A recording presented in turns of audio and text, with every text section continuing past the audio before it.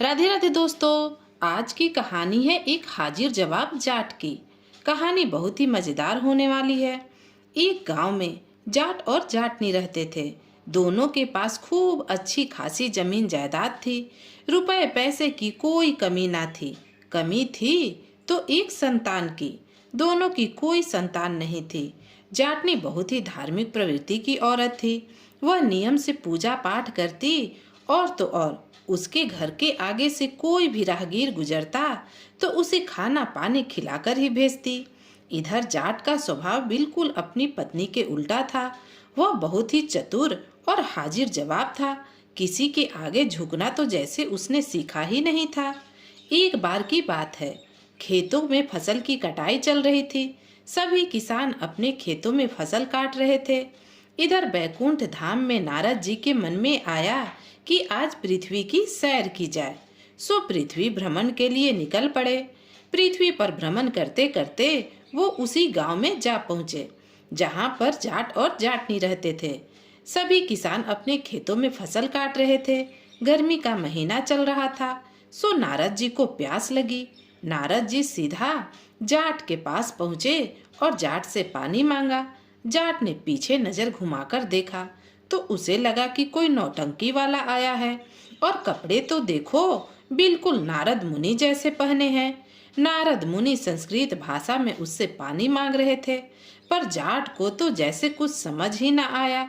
चिलचिलाती धूप में गेहूं काट रहा था, इस वजह से उसे गुस्सा भी बहुत आया। सो वह झिड़क कर बोला, गांव के कुएं और नदी का पानी सूख गया। जो खेतों में पानी मांगने आया है, मटके में पानी लेकर आया था, थोड़ा सा ही बचा है। तन्ने पिला दूंगा तो मैं के पीऊंगा। जाट से थोड़ी दूर पर बैठी जाटनी भी फसल काट रही थी। जब उसने सुना और देखा कि कोई नारद मुनि की वेशभूषा में पानी मांग रहा है, बेचारी दौड़ कर आई और आते ही पैरों में गिर पड़ी। प्रणाम करके बोली, आओ प्रभु, मैं आपको पानी पिलाती हूँ। और घड़ा लेकर आई और नारद जी को पानी पिलाया। फिर उन्हें अपने घर लेकर गई। आसन पर बिठाकर भोजन करवाया और उनके हाथ पैर धुलवाए। इधर पीछे पीछे जाट भी घर पर आ गया। जाट ने देखा कि उसकी पत्नी नारद मुनि के भेष में आए व्यक्ति को बड़े प्यार से खाना खिला रही है। वह अपने मन में हंसते हुए सोचने लगा कि देखो कितनी बावली औरत है। फोटो में भी अगर भगवान की तस्वीर देख ले तो हाथ जोड़कर खड़ी हो जाती है। आज तो साक्षात यह बहरूपिया नारद मुनि का भेष बनाकर आया है। अब तो पता नहीं इसके लिए कढ़ाई ही चढ़ा दे, पकवान बनाकर खिलाएगी। इधर जब नारद जी खाना खाकर तृप्त हुए तो बड़े खुश हुए। जाटनी से बोले, तुम्हारी सेवा से तो मैं बड़ा प्रसन्न हूँ। बताओ तुम्हें मुझसे क्या चाहिए। जाटनी बोली, भगवान आपकी कृपा से मेरे पास किसी चीज की कोई कमी नहीं। अन्न धन भंडार सब भरे पड़े हैं। बस कमी है तो एक संतान की कमी है। अगर आपके बस में है तो मुझे एक पुत्र रत्न की प्राप्ति हो, ऐसा आशीर्वाद दो। नारद जी ने कहा, मैं अभी श्री हरि से पूछकर बताता हूँ कि तुम्हें संतान की प्राप्ति होगी कि नहीं। नारद जी ने अपनी आंखें बंद की और ध्यान की, श्री हरि के चरणों में लगाया और बोले, हे प्रभु, इस जाटनी ने मेरी बड़ी सेवा की और मैं बदले में इसको कुछ देना चाहता हूँ। तो इसने संतान मांग ली। अब आप इनको एक पुत्र रत्न दे दीजिए प्रभु। प्रभु बोले, हे नारद मुनि, इसके नसीब में संतान सुख है ही नहीं, तो औलाद कहाँ से दूं? बस तुम अब वहां से निकल जाओ, इसके नसीब में औलाद नहीं है। अब नारद मुनि ने आंखें खोली और जाटनी को अपनी तरफ देखता हुआ पाया। बेचारी बड़ी आस में नारद मुनि की तरफ देख रही थी। नारद मुनि को उस पर दया आ गई। बेचारे क्या करते। उन्होंने कहा, देखो पुत्री, तुम्हारे नसीब में संतान का सुख तो नहीं है, सो मैं यह वरदान तुम्हें नहीं दे सकता। मुझे क्षमा करना। जाटनी बोली, कोई बात नहीं प्रभु, जब मेरे नसीब में संतान सुख है ही नहीं तो मुझे औलाद कैसे मिल सकती है। अब जाट भी चरपाई पर पड़ा पड़ा यह सब सुन रहा था। सो सुनते ही उठकर बैठ गया और हाथ में लठ उठाकर बोला, मैं तो तुझसे पहले ही कह रहा था कि यह कोई बहुरूपिया है। अब एक बात मेरी कान खोलकर सुन ले।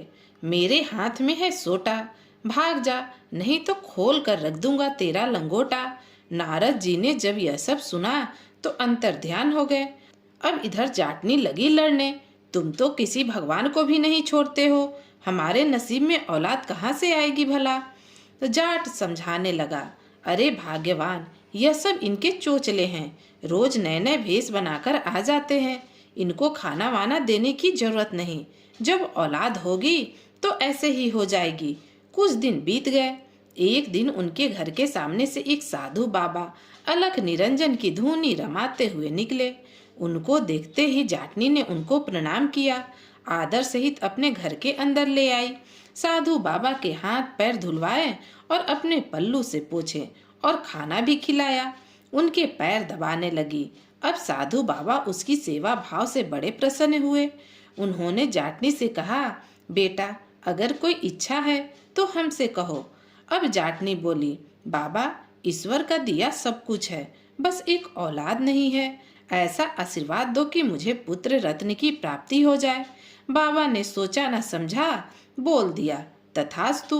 अब तो जाटनी पैरों में गिर पड़ी और बोली, प्रभु, कुछ समय पहले नारद मुनि आए थे, वह तो कह रहे थे कि तेरे नसीब में औलाद ही नहीं। अब तो महाराज चौंक गए। उन्होंने आंखें बंद की और ईश्वर का ध्यान लगाया तो सच में ही उसके नसीब में तो औलाद है ही नहीं। उन्होंने फिर जाटनी से कहा, देखो, मेरा वचन कभी झूठा नहीं हो सकता। अगर मैंने तुम्हें आशीर्वाद पुत्रवती होने का दिया है तो अवश्य ही तुम्हें पुत्र रत्न की प्राप्ति होगी। ऐसा कहकर साधु बाबा हिमालय पर चले गए और अपनी तपस्या में लीन हो गए।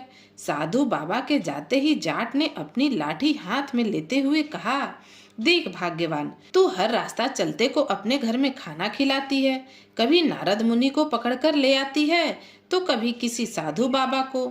जाटनी यह सुनते ही तुनक कर बोली, मुझे फर्क नहीं पड़ता कि मुझे संतान होगी या नहीं, बस मुझे अच्छा लगता है कि किसी भूखे को खाना खिलाऊं।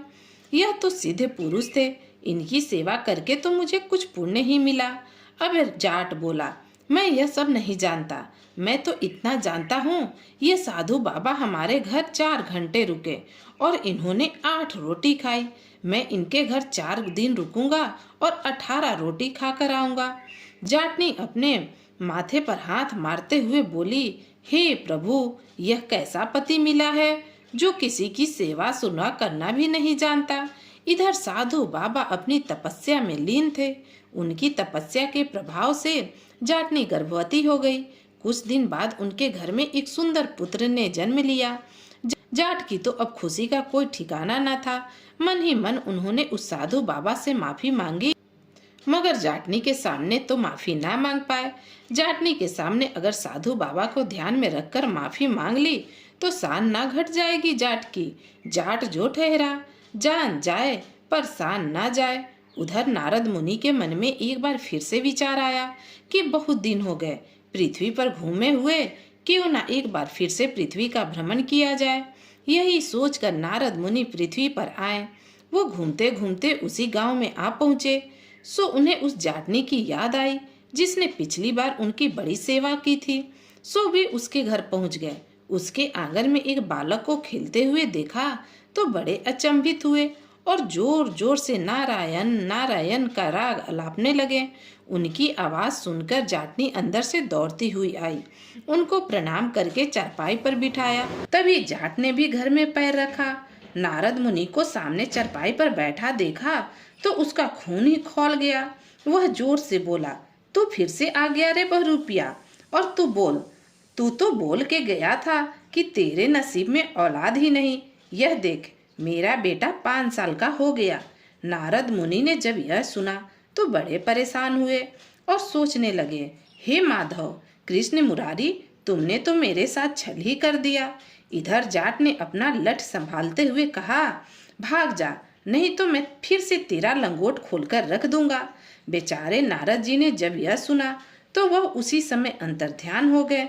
अब जाटनी गुस्सा होते हुए बोली, आपने तो हद ही कर दी। कोई भी घर आए हुए मेहमान की ऐसी बेइज्जती करता है क्या? तो जाट बोला, देख भाग्यवान, अगर यह बहरूपिया नहीं सचमुच का नारद है तो भी यह मुझे अच्छा नहीं लगता। एक नंबर का चुगला इंसान है। जाटनी बेचारी अपना सर पकड़कर बैठ गई। कैसा पति दिया मुझे, यह तो देवी देवताओं की भी इज्जत नहीं करता। इधर नारद मुनि अंतर ध्यान होकर सीधा श्री हरि के पास पहुँचे और बोले, अच्छा प्रभु, मुझसे ही खेला कर दिया आपने तो। मैंने सुना था कि तुम छलिया हो, पर आज तो मैंने आपका छल देख भी लिया। तब नारायण ने उन्हें उन ऋषि के बारे में बताया।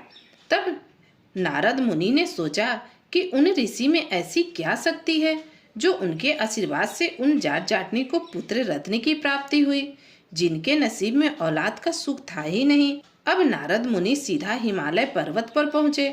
उन्होंने देखा कि एक ऋषि मलंग हुए तपस्या में लीन है और उनकी बड़ी बड़ी जटाओं पर बर्फ जम गई है। चारों तरफ लंबी लंबी झाड़ियां उगाई हैं, उन पर किसी बात का कोई असर ही ना हो रहा। यह सब देखकर देव ऋषि उल्टे पैर भगवान के पास पहुँचे और उन्हें सारी व्यथा बताई। प्रभु श्री हरि मुस्कुराते हुए नारद जी से बोले, नारद जी, क्या आप अभी नहीं समझे? नारद जी सिर खुजलाने लगे तो श्री हरि बोले, भगत के वश में भगवान होते हैं, ना कि भगवान के वश में भगत। अब देखो, जाटनी ने अपनी सेवा भाव से ऋषि को अपने वश में किया। ऋषि मुनि की घोर तपस्या से मैं उनके वश में हो गया और इसी भक्ति को शक्ति कहते हैं। नारद जी ने जब यह बात सुनी तो तिरछी नजर से भगवान की तरफ देखा। भगवान श्री हरि ने भी चुटकी लेते हुए नारद जी से कहा, देखो नारद, भक्त तो तुम भी बहुत पहुँचे हुए हो, पर जाट की बात भी कोई गलत नहीं। तुम चुगलियाँ तो करते हो, और रही बात जाट की, तो जाट भी अपने आप में एक अनोखा इंसान है। जो उसके मन भा जाए उसे कर दे ठाट, और जो उसके मन ना भाए उसको ना दे बैठन को भी खाट, और वह चाहे तो कर दे 12 दूनी 8। कुछ ऐसी है जाट की बात। यह सब सुनकर नारद मुनि जी अपना सा मुंह लेकर रह गए। अब तो उन्हें भी माननी पड़ी कि जाट विद्या के सामने उनकी नारद विद्या भी फेल हो गई। सो दोस्तों, आज की कहानी यहीं समाप्त होती है। आपको यह कहानी कैसी लगी कमेंट कर जरूर बताएं, और अगर आप मेरे चैनल पर नए हैं तो ऐसी नई नई कहानियाँ सुनने के लिए चैनल को सब्सक्राइब भी करें। तो फिर मिलती हूँ एक नई कहानी के साथ। कहानी सुनने के लिए आप सभी का बहुत बहुत धन्यवाद।